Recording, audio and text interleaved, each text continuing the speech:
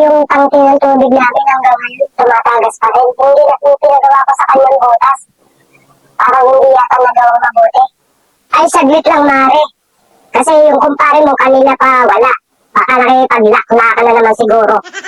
For Phantom I love before all Saan ka na naman galing? Hindi mo alam na wala ka tayong kakainin. Kung saan ka nagpupunta. Siguro nakipag-laklakan ka naman kung kani-kanino. Yung kumare mo. Kanina pa naghihintay rito. Yung tangke raw na butas na ginawa mo. Hanggang ngayon tumatagas pa rin.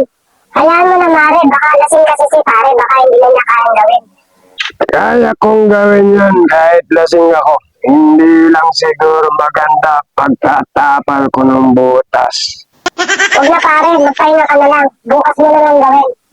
Kaya ko Mare kahit ilang pambutas ng tangke mo. Ha? Mabuti pa darling, samahan mo kila Mare. Naku, wag na. Ikaw na lang mag-isa. Sige na naman, Mare. Sumama ka na para may kasama si paring pauwi. Kayo na lang, Mare. At marami akong gagawin dito sa bahay.